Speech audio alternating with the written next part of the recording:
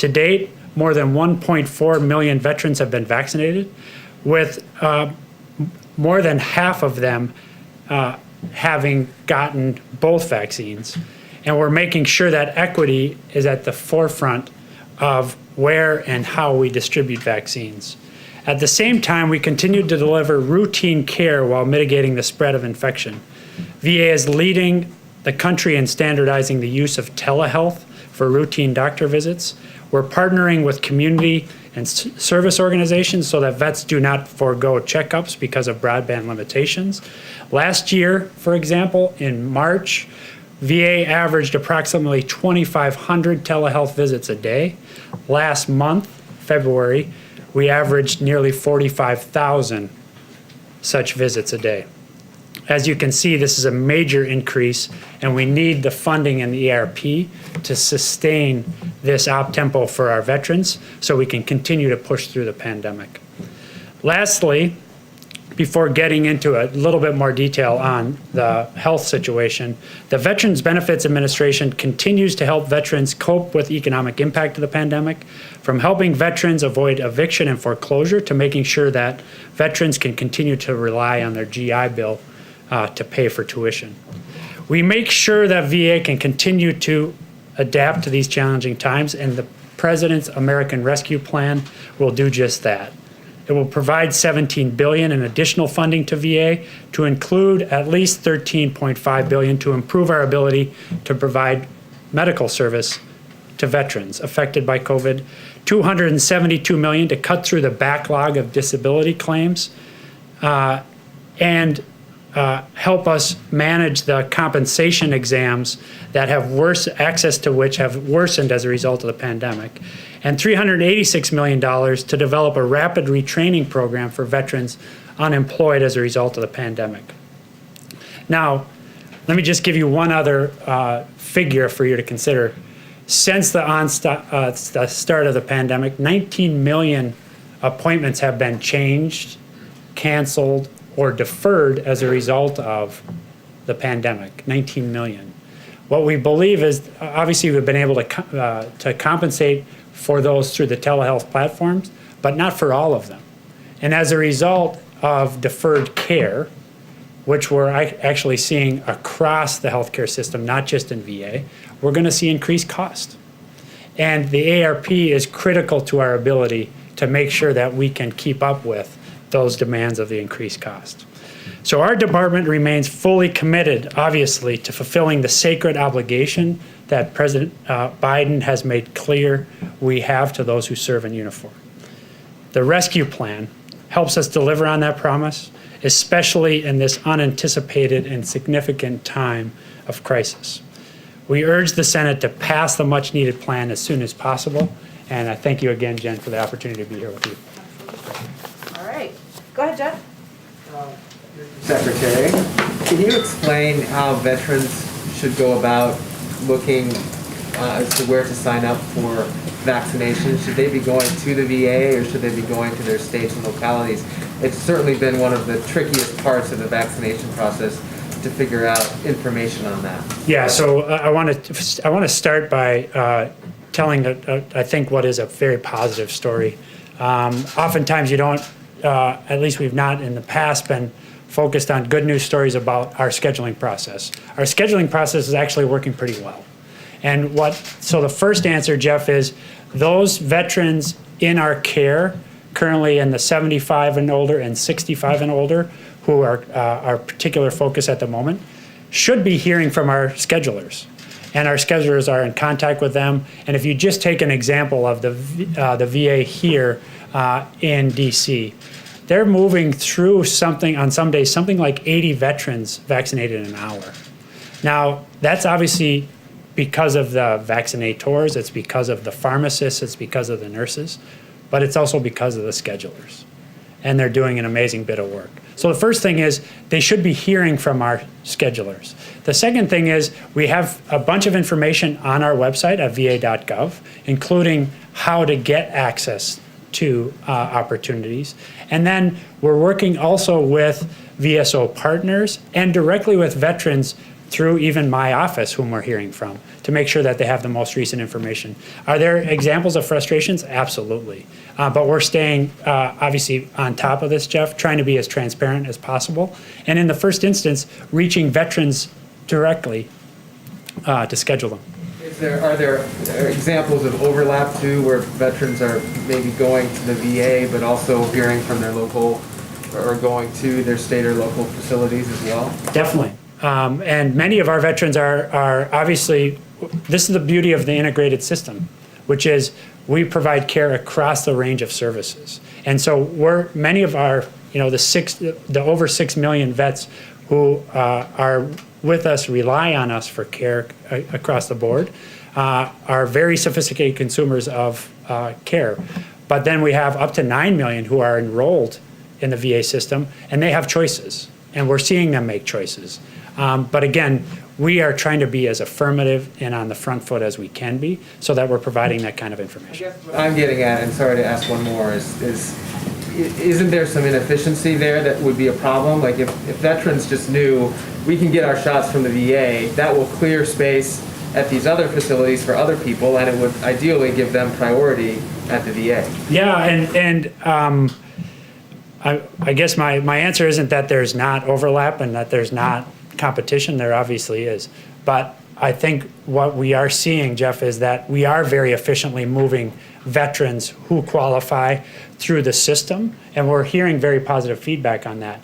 There inevitably is going to be some overlap, and that's what we're trying to get ahead of with forward contacting and also providing information as clearly as we can about dates and times for vaccinations, how those clinics are going to function, but also not have it just be a jump ball, actually have it be scheduled so we can efficiently get vets through the system. Thank you. Thank you, Mr. Secretary. Can you talk about what the biggest challenges are in getting as many veterans vaccinated as possible? And secondly, is a part of that hesitancy at all? Because I know Pentagon officials have said about a third of troops have not opted to get the vaccine. Yeah. So what are the challenges, and does that include hesitancy? Well, the biggest challenge is supply, and that's why we really need the American Rescue Plan. You've heard the president say this, you've heard Jeff Zients say this, you've heard Jen say this. We have more demand right now than there is supply. And that's notwithstanding the fact that the COVID coordinator, the president, have really cranked up supply week on week, including with these several innovative actions even over the last several days. With Johnson & Johnson and enhancing the manufacturing capacity. So the big challenge for us is supply. From what I hear from our docs is from the moment we get it, our allotments are in arms within 2 to 3 days. Okay, so I think that's a pretty remarkable throughput. Now on hesitancy, our lead doc on this testified last week to Congress that, in fact, we're surprised that hesitancy is less than we feared. Now, that doesn't mean that we're not going to confront it. But right now, we're seeing significant demand, that demand outstripping supply, and that demand consistent across categories. In fact, our performance among Black vets, Latino vets, and white vets is pretty consistent, if not outperforming in Black and Latino vets, white vets uptake. Nevertheless, this is going to be a problem going forward, so we're working very closely with our VSOs, very closely with Congress, and then very closely to tell the story of the more than 1.4 million vets who have gotten vaccinated to date. We're talking about what that experience has been, which is overwhelmingly positive. But we need the funding from ARP to get this done. Follow on the supply, is there a set amount that you're getting every week from the administration, and have you asked Jeff Zients to increase that? There is a process, well-established process that's run through the interagency, so we get our allotment every week out of that process. We then channel it out to what we call our VISNs, which are our regional setups across the country, based on their population of the target populations. So we have a very straightforward, transparent process by which we get our allotment and dish it out. Now, I think the question over time is, we're trying to demonstrate at VA that we're very efficient at moving it through. in the hopes that as there's extra, that it comes our way. So for example, about 3 weeks ago, there's 200,000 doses. That was additive to our allotment. And we, as with everything else we're getting, we moved that quickly through the system into vets' arms on a very clear, efficient process. Thank you. On another topic, as the Capitol's on alert today, I wanted to ask you about the veterans who played a role in the January 6th attack. We've seen 30+ veterans be arrested for participating. We see these militia groups that are actively trying to recruit veterans. What, if anything, can the VA do? Are you considering doing to try and combat some of this? Yeah, so I also, just to fill out the story, I also saw veterans on that day, including members of Congress who were veterans doing remarkable things, including members of the DCPD and the Capitol PD, veterans doing remarkable things. And so I think it's a full picture there that underscores that basically veterans continue to play a critical role in the country even after they retire from active duty, and we're very proud of that. As to the questions you raise, we'll take a look at that. We don't have anything specific to announce now, but again, I want to make sure that we have a full picture of things like remarkable members in the House. Mr. Gallego is one who comes to mind. Senator Cotton in the Senate. These people taking concrete action in support of democracy on the ground that day, they're vets too. Phil? Thank you, Mr. Secretary. Two, if you don't mind. The first one, COVID related. You talked about missed appointments and kind of what COVID has taken away. When it comes to suicide, what is the VA doing right now tangibly to reach out to veterans proactively? Not just messaging campaigns, though I know those are important, but to proactively reach out to veterans to ensure that needs in that general area are being met. Yeah, it's a major priority for obvious reasons, and it's heartbreaking. Any individual suicide is absolutely heartbreaking, and we're very focused on reducing these. The most important set of lessons I think we have to draw from is the availability of telehealth platform. Demand for mental health services is up. I think that's a good sign because it speaks to the fact that stigma is being reduced. However, there's still too much. And that is part of, that's the first half of the answer to your question, which is we're not just passive waiting for vets to come to us. We're also then working with our providers and with local communities to ensure that we have a good sense of at-risk vets and that we're establishing contact and ways to be in contact with them affirmatively. Lastly, Congress has given us additional authorities on this, and we're going to use them. The Hannon Act was just enacted. In fact, I was just speaking with Senator Bozeman from Arkansas about this earlier this week. He and Senator Tester spent a lot of time on this question, giving us new authority to make grants in local communities using local providers who know their communities best to ensure that we're providing assistance to those vets, at-risk vets, and making sure that we're doing things like reducing the stigma. So that's what we're doing, Phil. And then just real quick from a policy question, I know this came up during your confirmation hearing, but do you have a plan right now to either reverse or significantly revise the community access standards through the VA Mission Act? I don't have a specific plan on that. I'm very in active discussion with people like Senator Moran, Senator Tester, Senator Sanders about what we're seeing. We're also beginning to get data about last fiscal year, what happened in the community. This is the data we're getting now is pre-COVID, so basically first quarter and a half of FY20. And what we're seeing there is a pretty significant uptake in the community. And so we got to, A, be a good partner with that, ensure that we're paying those bills on time to local providers. We're keeping vibrant networks so our people have places that they can find care. But we also have to be really careful that we're also maintaining investment in the integrated system of the VA itself. We have to recapitalize that and make sure that these institutions, many of them over 50 years old, are brought up to speed. The ARP will be important to that too. Things like new HVAC, new air control systems, zero pressure rooms, so we're not moving that virus through the hospital. Those are all things that are going to be enabled by the ARP, and that's why we really need the Senate to get this done. All right, let's do the last question, and then we'll have to have him come back. Go ahead. Thank you, Mr. Secretary. At the top of your remarks, you mentioned the importance of keeping veterans in their homes. The moratorium on forbearance and foreclosures, of course, was extended through June. Yes. Do you think it should be extended further? Well, we'll take a look at that, and we're taking a look at a lot of those things. Incidentally and importantly, in the ARP is additional funding for homelessness programming. We know that this continues to bedevil us as a country. It's an outrage any night that any vet is homeless. We're, over the last 10 years, down 50% on those numbers, but they're creeping back up as a result of the pandemic. And 50%, while progress, is nowhere near where we need to be. So we need that funding in the ARP. Thank you so much, Secretary McDonough. Thank you. Have to come back. Yeah, thank you very much. It's great to see everybody. Thank you. All right, a couple of other things at the top. As you all saw, many of you reported on this morning, the numbers from the Labor Department out show the 50th week in a row with new unemployment claims claims exceeded their pre-pandemic high. Hundreds of thousands of Americans are continuing to struggle in this economy. We can't get numb to what this represents. These are moms and dads, friends and neighbors who will now have to worry about how they'll support families, put food on the table, and make ends meet in the midst of a pandemic.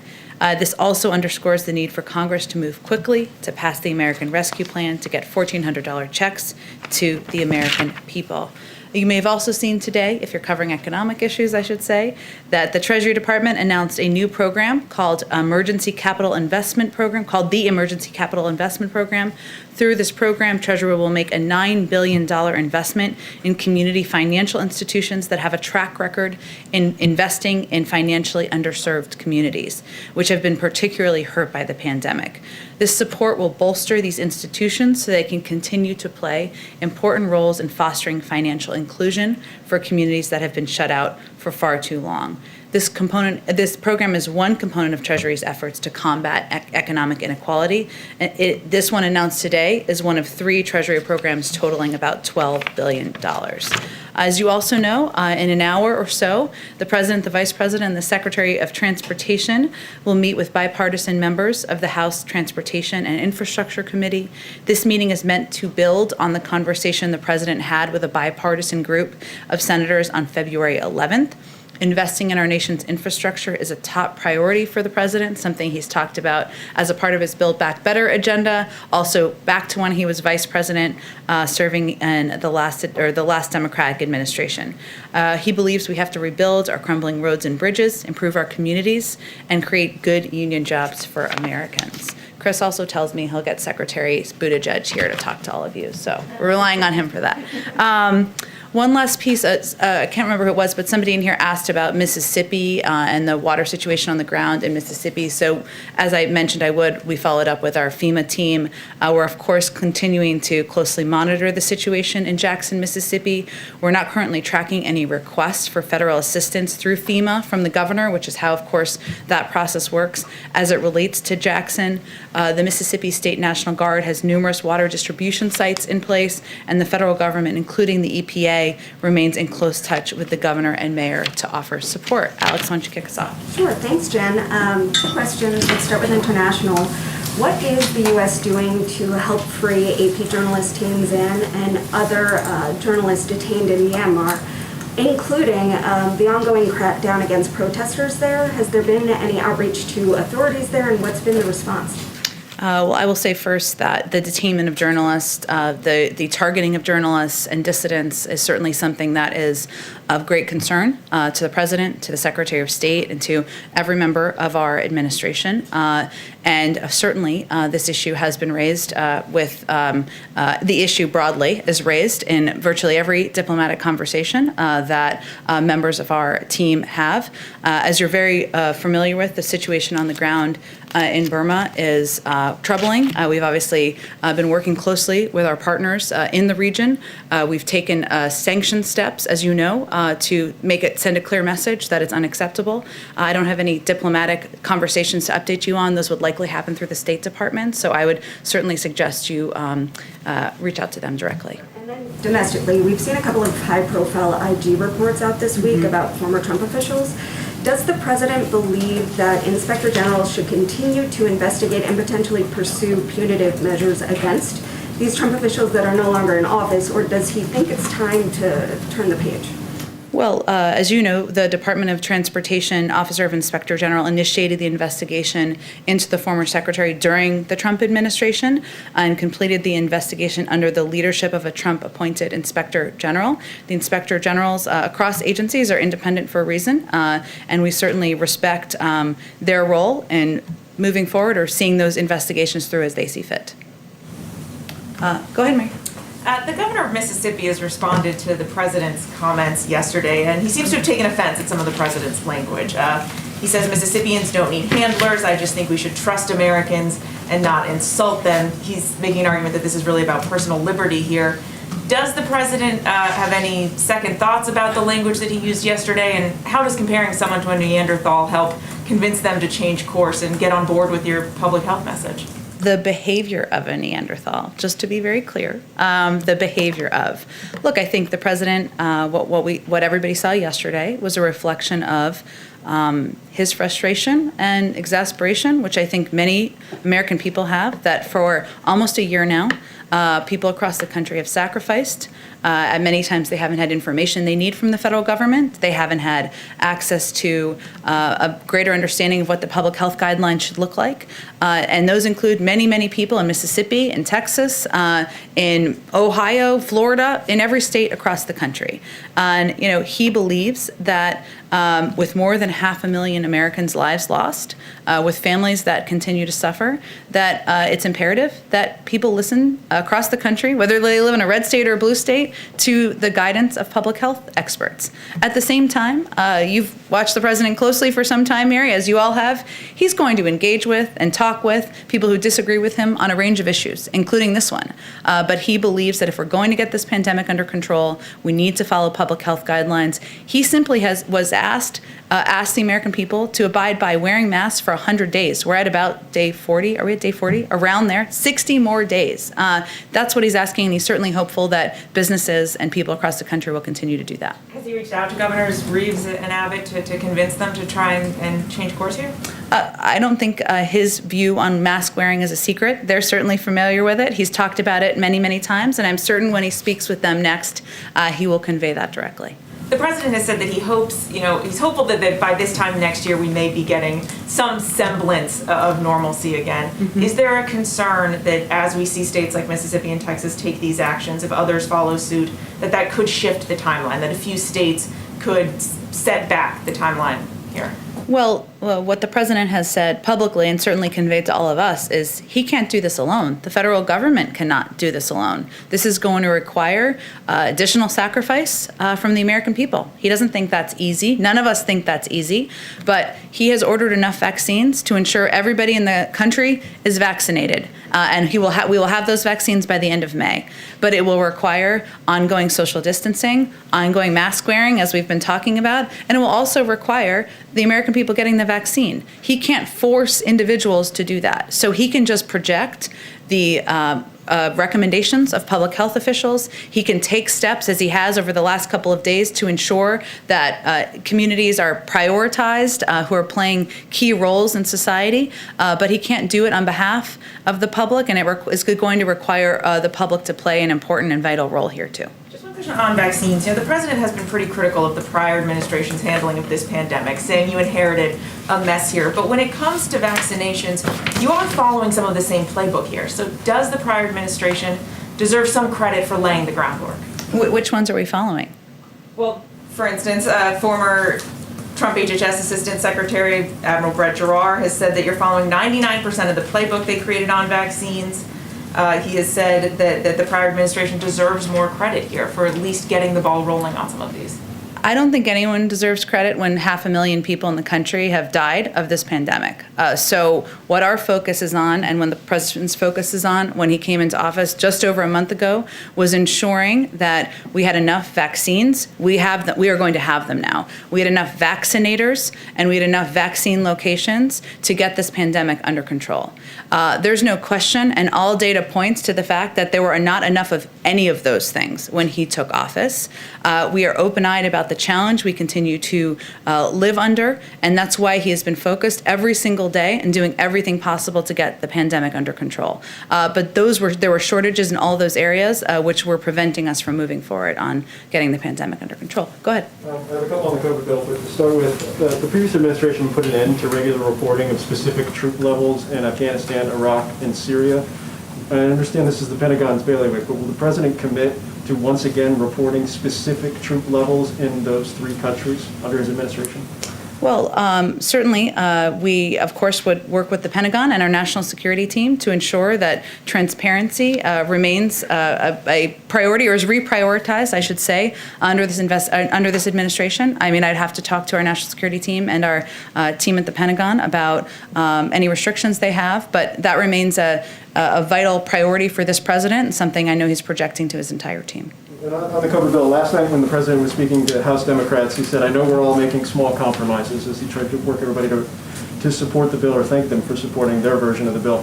What exactly has the president asked moderates to compromise on in this process up to this point? You'd have to ask them that question. The president has been clear that he is unmovable on the size of the package, $1.9 trillion. And as you know from covering the Hill, that was a size that some expressed concern about. He has been unmovable about his view that Americans who need help the most should get $1,400 checks. There were some who spoke openly about their concern about that. And he has been very clear that state and local governments need assistance now to keep cops on the beat, to keep teachers, to keep firefighters employed, and to keep state and local governments functioning. I'm sure there may be other issues that they have concerns about. I'll let them speak to that. But he has been insistent that the scope of the challenge requires this size of a package. And in order to address these twin crises that we're facing, it needs to have these key components included. And then last one, again from the president last night to House Democrats. He made the point to them that this will make everything more possible to get done. I think I'm quoting properly there. Passing this now. Is that the kind of theory of the case here? You get this done at this scale, and all of a sudden some of the difficulties you may have in the U.S. Senate become less so because people see that you were able to produce. I just want to make sure that I understand kind of his thought process going forward. I'm not sure what the context of that comment was. Can you tell me more of the context of it? Yeah, I don't have the full thing in front of me. Sorry about that. I was just struck because he said, I will paraphrase. I promise I'm being accurate when I paraphrase this. That the idea being that if they get this done, there will be more trust in government. And if there's more trust in government, therefore, people will be willing to get behind maybe the priorities that House Democrats have going forward, whether that's on infrastructure, whether that's on climate, any of those things. He didn't list those off. And so I guess that's my question is, does the administration look at the American Rescue Plan and say, this is our springboard to doing even more broad-based, more bold, in the words of the administration, legislative proposals in the future? We don't look at it through as political legislative of a lens as you just outlined, but I will say that the president came into office knowing that getting the pandemic under control, helping address and put people back to work, the millions and millions of Americans who are struggling to make ends meet, the 1 in 7 American families that can't put food on the table, that he knew that those would be his top 2 priorities, his top 1, 2, 3, 4, pandemic, economic recovery, pandemic, economic recovery. And that is what this package is meant to help address. And what I've heard him say, and this sounds consistent with that, while I don't know the full context of this, is that of course he wants to build his agenda beyond getting the pandemic under control, beyond addressing and stemming the tide of an economic crisis, because he believes that investing in infrastructure is imperative and long overdue. He believes that modernizing our immigration system is long overdue and is good for the American people, good for our economy. He believes there needs to be more done for caregiving. He believes we need to do more to protect our health, to ensure more people have access to health care. So there's no question that he views the early part of his presidency as focused on these twin crises, but he is hardly going to be done with his agenda and work once we have this package signed into law. Go ahead, Mario. Thanks, Jen. Does the president believe that the House Ways and Means Committee should be able to obtain Donald Trump's tax returns? We certainly leave that up to them. The president spoke about this on the campaign trail, but his focus at this point is not looking backward at the former guy, as he has called him in the past. But yesterday, the Treasury and the administration at large asked for more time on how to respond to the subpoena. He won't weigh in on that, the president? We'll leave it to the Treasury Department and Department of Justice, and our focus is on getting relief to the American people, on getting the pandemic under control. That's keeping us pretty busy, so we'll leave that work to others in the federal government and in Congress. Go ahead. One more, if I can, economic based. Sure. Gasoline prices are approaching $3 per gallon for the first time since 2014. Americans, as you well know, are cash strapped. Is the president planning to intervene somehow? OPEC Plus came out this morning and said that they were going to limit supply. Does the president plan to intervene somehow, maybe call the Saudi government, Russia, anything in the toolbox to rein in the gas prices? I don't have anything on that to preview for you. I will say, since you've given me sort of an opportunity and opening here, is that there's been a lot of reporting on what kind of relief would come out of the American Rescue Plan, something that can help address a range of issues the American people are having, whether it's the cost of gas or it's the inability or concern about getting food on the table.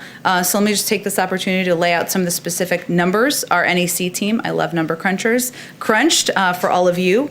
So under the Senate version of the bill, 158.5 million households are going to receive direct payments. That's 98% of the households who received them in December.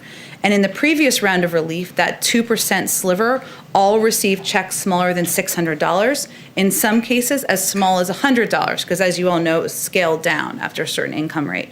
Under the rescue plan, almost all of these 158.5 million households are going to receive checks that are more than twice the size of the previous round, not to mention the 66 million kids who will benefit from the expanded child tax credit and 17 million adults who will benefit from the expanded earned income tax credit. Because of course there are many tax components, as you all know, in addition to the direct checks that are included in this package. So just wanted to give a little number crunching laydown. Go ahead, Jeff. Jen, going back to Texas and Mississippi, is the White House concerned and the COVID team concerned that the loosening or lifting of restrictions in those states will lead to these COVID variants to spread more? Well, one of the reasons that our health and medical experts have continued to call for the American people to wear masks, to social distance, to get whatever vaccine they have access to, is because many of them of these vaccines have shown to be effective in addressing the variants, and because we've seen a spread of variants reportedly in some of these states. So I would say, Jeff, that our concern here is on the health, welfare, well-being, and survival, frankly, of people across the country. And in states where the guidelines are not, or where the recommendations from leadership is not following health and medical guidelines, we have concerns about the impact on the population. In Europe, there are travel restrictions between European states. The United States is large and has 50 states. Is there any discussion of restrictions for traveling between states when different states have such different ideas about how to fight COVID? And would you encourage or discourage other Americans from traveling to Texas or Mississippi right now? I'm not aware of any discussions, and I certainly wouldn't do that from here. But I would just say, Jeff, that we are going to continue to use every method of the bully pulpit at our disposal to convey directly to people living across the country, including in many of these states, that mask wearing, social distancing, getting access to the vaccine is the path to go back to normal. And that is how we are going to get it done, and how the American people can return to, believe me, I'd love to take my kids to birthday parties and to parks and to go to a restaurant. I haven't been to one in a year. We all want that. This is the pathway to do that. And that's what we'll continue to convey. Go ahead. One more quick one on another topic, I'm sorry. The Capitol is on high alert today because of the potential of an attack related to a conspiracy theory about this date.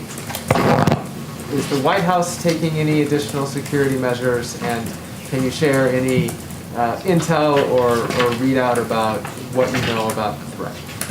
Well, let me first say, Jeff, that on the specifics of today's threats, the FBI and DHS have warned that the threat from domestic violent extremism, particularly racially motivated and anti-government extremists, did not begin or end on January 6th. And we have been vigilant day in and day out. Our national security and homeland security team has been since then, in part because we are witnessing a years-long trend of false narratives fueling violence, and the current heightened security environment in the national capital region writ large is an illustration of that. I'm not going to outline any security steps from here at any point in time, but I can say that our team is, of course, our team, the president personally remains deeply engaged in tracking these threats and receiving regular updates, as he does from his team, about threats, of course, but about incidents happening across the country. It's something he is personally engaged in. It's reflected in the comprehensive review he ordered in his first week of the job. He's also a diligent and an eager consumer of intelligence, and as you'd expect, appropriate elements of the intelligence community and law enforcement are providing a steady pace of information and analysis on a regular basis on domestic violent extremism in the country. Go ahead. Thank you, Jen. As more people are getting vaccinated every day, there's still a lack of clarity about what they should and shouldn't do. And we have reported that the CDC guidance for them was supposed to be released today, but that's no longer happening. Do you have any guidance about why not and when Americans should expect to see recommendations? I would certainly point you to the CDC. I believe they said in your story, or maybe another story perhaps, that the CDC's guidance will not be posted tomorrow. This is a quote from them, because we have not finalized it here at CDC. Once it is final, we will publish and disseminate it. And certainly we know people are eager to hear more details about steps they can take once they're vaccinated. And we certainly think that once people have a sense of that, hopefully, and we'll see it when we see it, it will hopefully encourage people to get vaccinated as well. But they're on their own timeline, and we'll wait to see when they're ready to put out that guidelines. So the White House has not seen them yet? I'm not aware of the White House reviewing the guidelines, no. And then on Texas, Governor Abbott said that the Biden administration must stop importing COVID into the country because he claims that COVID positive migrants are being bused into Texas and then sent to other places in the country. Do you have a response to that? And can you elaborate on what the government is doing to test migrants, if anything? Sure. Well, we're about facts around here. That is not factual. So let me give you an overview of what happens. When migrants are placed in alternatives to detention, their COVID-19 testing, our policy is for COVID-19 testing to be done at the state and local level and with the help of NGOs and local governments. And that certainly is something that our policy is to have that be done, concluded, before they are even moved to go stay with family members or others they may know while their cases are being adjudicated. And of course, our guidance to anyone, regardless of status, is testing positive for COVID-19 or experiencing COVID-like symptoms is, to social distance, to wear a mask, and seek medical attention as needed. But, in general, our approach and our policy is to work with local governments, work with NGOs to have testing, to ensure these migrants are tested, and that can take place, and that steps for isolation, quarantining, and medical care can be taken should that be needed. Is there a reason why the burden is on state and local jurisdictions to do the testing and not the federal government? Well, many of these NGOs have stepped in to help ensure that these steps can be taken. Many of these NGOs have also, if quarantining or isolation is needed, have even reserved hotel blocks in some cases, and you certainly have to talk to some of them about the steps they take. But obviously, their assistance allows the federal government to, work with local communities to get this done. Thank you. Just one more question on migrants, specifically unaccompanied minors who continue to come to the border every day. We've reported that 96% of the HHS beds are already accounted for. Is the administration planning to open new influx facilities specifically for these children? and maybe at military bases or installations like we've seen in the past? Well, I'm not in a position to confirm the specific numbers. I can say that there are, of course, a large number of unaccompanied minors who are coming across the border. And as you know, because we've talked about it in here, we believe that the humane approach is to treat these kids with humanity and ensure that they have a safe place to be. Well, I don't have anything to preview for you in terms of considerations underway at this point in time, but obviously we recognize that with the number that are coming in and the limited facilities we have and our desire to abide by COVID protocols, that it's a policy process that is imperative and a priority for this administration. Go ahead. Senate Republicans have made pretty clear that they intend to block major Democratic legislation. Given what the president has said about that, has he given more thought to the filibuster and making changes to that? Is he having discussions on that front? Which piece of legislation are they intending to block?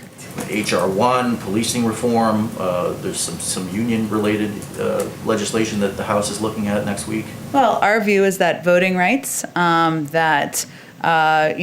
addressing needed reforms of unions, that moving forward on a number of long overdue policy efforts by Congress is too important to prejudge what the outcome will be. And we've certainly seen the threats by some in Congress, but we're going to continue to work to see if there's a bipartisan path forward. So he is not considering looking at the filibuster, pressing his Senate colleagues? His policy has not changed on that issue. He believes that there is a path forward to work with Democrats and Republicans to get business done for the American people, and he'll continue to make that case. And secondly, why hasn't the president signed the paperwork to lift raise the refugee cap? The State Department has been booking flights, but has since canceled those. Well, I would refer you to the State Department. I know that they have to have systems in place in order to implement policies like that, but will have more details on where things stand. And just lastly, on HR 1, it includes some restrictions on so-called dark money, secret money. The president, his allies have just formed an outside group. Will he instruct them to make those donors to that group public rather than keeping them secret? Well, I'm not sure he's in the position to instruct them. That's not the relationship we have, but he certainly can. I would refer you to them on what their policy is going to be for making donors public. He can make his position known, though, right? And he's spoken to this issue in the past, but I don't have anything I would point you to the outside group for any further comment on that. Go ahead, Ashley. Thanks, Jen. A few questions. There were a few late changes in the COVID relief bill that could help several states, including Alaska, by increasing funding for lower population states, as well as adding money for tourism and seafood processors. Did President Biden sign off on these changes personally, and was this aimed at all at getting Senator Murkowski to support the bill? I would say the majority of negotiations at this point are between senators themselves in Congress, and that's where the discussions are. Of course, the president is engaged with members, as you know, who are here sometimes in the Oval Office, who he talks to on the phone, but I'm not going to outline any more particulars for you other than the majority of negotiation is between senators in Congress. And on schools, we know the administration's goal for the first 100 days. Can you talk a little bit about what the public should expect for the fall when the new school year will start, what the goal is and what the reasonable expectation should be? Well, we don't have new goals to outline, but I would tell you that now that we have a Secretary of Education in place, his number one priority is ensuring schools are open, that they're open 5 days a week, that schools have the information they need to put in place the mitigation steps. Obviously, we need the money from the American Rescue Plan to get that done in certain communities, but our objective is for schools to certainly be open. Fair? Is it a reasonable expectation for parents and families to expect that kids will be back in what we think of as a more traditional classroom setting 5 days a week for the next grade in the fall? Well, that certainly is our hope and our objective, but the Secretary of Education is going to be leading this effort. He's going to have a summit he's announced. He's going to be working closely to help school districts work with them to implement these guidelines that have been put out by the CDC, and so I expect he'll have more to say on it. Lastly, how quickly does President Biden plan to move to name a replacement for Neera Tanden? I don't expect to have an announcement this week. Beyond that, I don't have anything to preview for you. I would say our focus right now is on getting the nearly half a dozen cabinet nominees, including our nominee to be the Attorney General of the United States, through Congress, because those are essential roles we need to have in place leading these departments. As you know, he's nominated an incredibly qualified and well-respected woman, Shalanda Young, to be the deputy at OMB, and we're certainly hopeful Congress will move forward on that, and then she would be in a place to be the acting head while we go through the process of nominating a replacement for Neera. Go ahead. On the border, is the White House or the administration planning to ask FEMA to assist with the influx of children coming across the border? And if so, does that mean that you consider it an actual genuine emergency? Well, I would say that that's probably a question for the Department of Homeland Security, who obviously oversees that, and the Department of Health and Human Services, who oversees the facilities and the shelters where these kids are. Certainly, one of our concerns is that there is, as we were talking about earlier, an influx of kids at a rate and a pace that is going to require us to, make considerations about where we're going to safely house them, and that is something that is under discussion in the administration, but I don't have any. I would just send you to them, who oversee, the Department of Homeland Security oversees the process. And in the current stimulus proposal, the child tax credit is expanded temporarily from $2,000 to $3,000. Would the president's support making that expansion permanent, or any of the other temporary expansions in the bill permanent? Well, the president is interested in exploring options for making the child tax credit permanent as part of the Build Back Better agenda. He's been heartened to see bipartisan support for ideas like this, including from Republicans like Senator Romney. But we'll have more to say about all of that once we get the rescue plan passed. And just one more. The president has traveled back to Wilmington a couple of times since taking office. The CDC does still urge people not to travel for personal reasons. Obviously, presidential travel is very different than commercial travel, but should the president be doing more to set an example about personal travel during the pandemic? Well, the president lives in Wilmington. It's his home. That's where he's lived for many, many years. And as you know, as any president of the United States does, he takes a private airplane called Air Force One to travel there. That is, of course, a unique from most Americans, but I think most Americans would also see that as a unique circumstance. Go ahead. Thank you, Jen. So a group of 9/11 families sent a letter to President Biden this week, and they're asking that that he declassify FBI documents that talk about the Saudi link to the September 11th terror attacks. Would this be something that President Biden would consider? I would send you the Department of Justice. And then another question. 4 years ago this week, President Trump announced that he was going to donate the first quarter of his salary basically back to the government. Wondering, obviously realize they have very different financial circumstances, but we don't know. We haven't seen his tax returns. That is true. We're not sure. But will the president consider donating a portion of his salary either back to the government or to a charity of his choice? I'm happy to talk to him about that and get back to you directly, or others who are interested. Go ahead in the back. Hi, Suzanne Lynch from the Irish Times. Just a bit of change of tack. Given we're in March and less than 2 weeks away from St. Patrick's Day, I was wondering, what are the White House plans to mark St. Patrick's Day? We do know that President Biden, is very proud of his Irish heritage, and just wanted to know, do you have any update on the plans for that?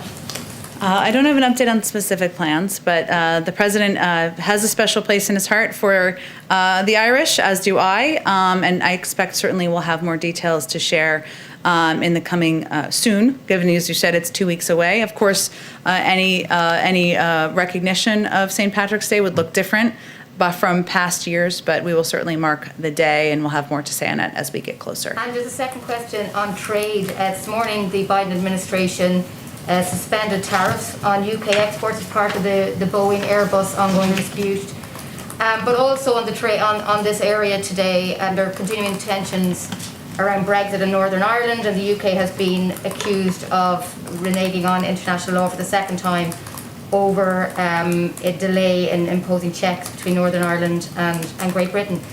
Just those two aspects, in terms of a UK-US trade deal, where do two things stand now at the administration? Is a UK-US trade deal a priority for this administration? Or are they concerned? President Biden has said before that, and I quote, any trade deal between the US and UK must be contingent upon respect for the Good Friday Agreement in Northern Ireland. So that certainly remains the case. I will say, 'cause since you brought up, and everybody may not be following the suspension of tariffs news this morning, in a joint statement, the United States and the United Kingdom announced a 4-month suspension of tariffs related to the ongoing large civilian aircraft dispute, and the 4-month tariff suspension was agreed to ease the burden on industry and take a bold joint step towards resolving the longest-running dispute, one of the longest-running disputes at the World Trade Organization. And certainly, President Biden has been unequivocal, I should say, in his support for the Good Friday Agreement. This agreement has been the bedrock of peace, stability, and prosperity for all the people of Northern Ireland. We are also welcome cooperation between our British and Irish partners on the Northern Irish Protocol and the recent strong statements on these governments' full commitment to the Good Friday Agreement. Finally, one on the Boeing dispute. The fact that the UK has moved to suspend these tariffs on UK exports, is this a sign that the US is prepared to reach some kind of negotiated settlement with the EU on the tariffs on this very long-running disagreement over Boeing and Airbus? I don't have anything to preview for you on that. This is just, of course, an announcement made this morning. It was meant to de-escalate the issue and create space for a negotiated settlement to the Airbus and Boeing disputes. But in terms of additional steps, I don't have anything to preview for you. Go ahead. Thank you, Jen. You mentioned earlier on masks. You referenced the president's frustration and exasperation with people who are not following the science. It would appear that notwithstanding, there are still millions of Americans out there who are not following the science, so certainly in places like Texas, Mississippi, South Carolina, and other places. So I'm wondering, why doesn't the president consider ratcheting up his rhetoric beyond Neanderthal and personalizing his concern? Why doesn't he think about saying, folks, here's the deal. If you don't wear your mask, people are going to die because of you.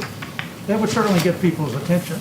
Well noted. I will say the president has been clear that if people wear masks for 100 days, 60,000 lives could be saved. And he has been clear. He did a whole PSA during the Super Bowl about it, about the benefit and impact of mask wearing.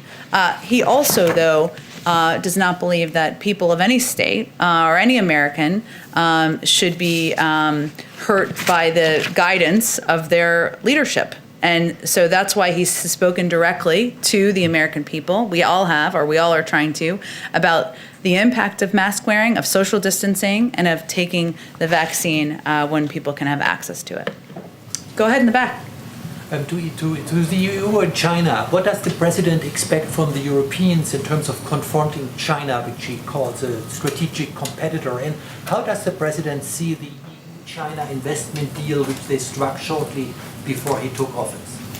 Well, I will say first that in the president's engagements with leaders in the European Union, which were many of his first and early discussions, the relationship with China and working together in partnership and in lockstep was certainly central to all of those discussions.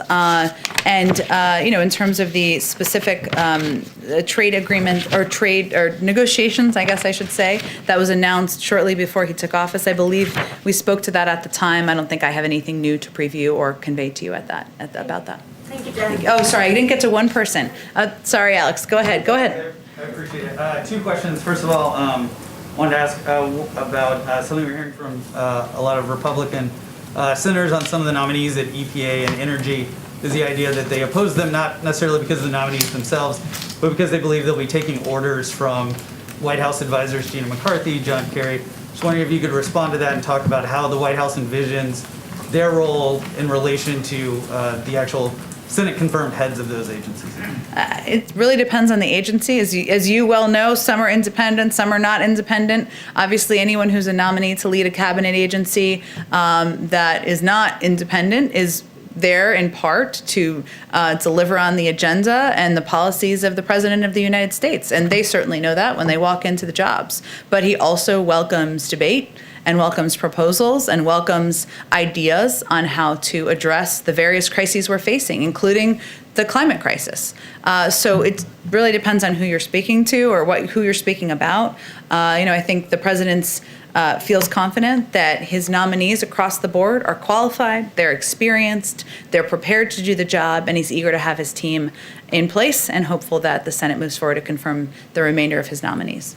And then if I could also, any White House reaction to Microsoft and this hack that they're talking about as the president. Report on Capitol Hill from the CDC, from House Democratic leadership.